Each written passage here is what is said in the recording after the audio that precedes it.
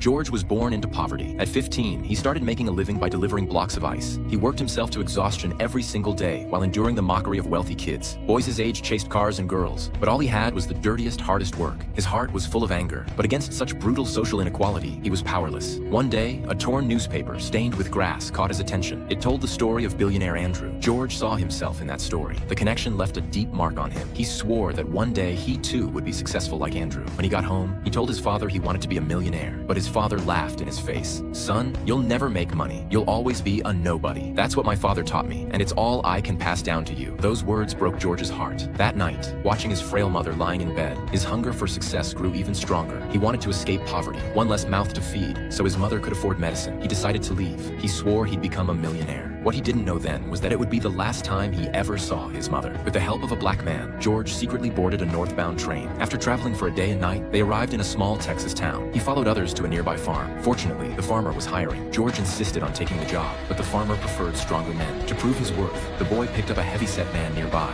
making the farmer burst out laughing. The farmer admired his initiative and decided to hire him. Farm work was brutally tough. His frail body couldn't take it. The posts he drove into the ground kept falling over. To keep pace, he even worked through his breaks. George sat alone, deep in thought. He knew earning money alone had no future, so he gathered his courage and asked the farmer about the secret to wealth. The farmer had him sit down and shared his advice. There are many conditions for success, but only by becoming the leader of a team can you reach the top. Those words hit George like lightning. Then he asked, "If we finish work early, can you give me part of the money we save?" The farmer laughed and said, "I like your attitude." The next morning, his co-workers noticed George was missing. They thought he'd run away, but when they reached the oil field, they found him already working all night long. He had even created a chain work system, reorganizing tasks to make everything more efficient. Under his leadership, a job that normally took 3 days was done in 1. The boss kept his word. George earned extra pay. With brains and grit, he made his very first money, $30. He immediately sent 20 back to his mother so she could buy medicine. Just then, he noticed a man wearing a shiny gold belt. George approached him and asked how he had made his fortune. The man proudly replied, "In Texas, there's gold everywhere." George instantly grasped the real meaning. Am I right? Do it.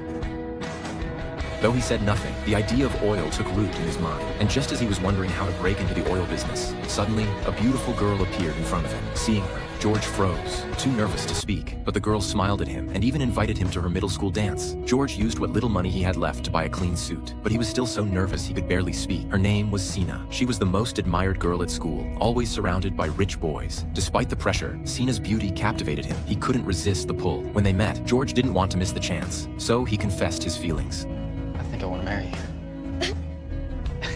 Sina smiled and didn't turn him away. The handsome young man won her heart too. After just one day together, their bond began to grow. The next day, George waited for Sina outside school. Facing those arrogant rich boys, he slouched awkwardly, looking uneasy. But when they mocked him, George didn't back down. He stood up and fought back. We gotta go. Hey, learn some manners, eh? Someday this hayseed's gonna be a billionaire. Anna, we gotta go. Maybe Daddy Warbucks there can drive you home in his limousine. Fine, just go already. Though Sina knew George's dream of becoming a millionaire was unrealistic, she admired his determination far more than the arrogance of the others. Sina took George to the principal's office, hoping to get him a spot at school so he could stay. Just as she was about to speak, George cut her off, refusing the idea. To him, school was a waste of time. Plenty of millionaires never spent their lives in classrooms. He even boasted he could pass any elite university's test. The principal didn't believe him, so he gave him one. 56,679 times 61. 4,457,419. George solved the problem in 5 seconds. Sina and the principal were speechless. George also noticed the principal had a skin condition and pointed out the cause. As for science, I see you have a little eczema on your hand there. That's a ficus, also known as Ficus benjamina. The leaves produce an allergen which can cause the scratchy eyes, the sniffles, and even eczema.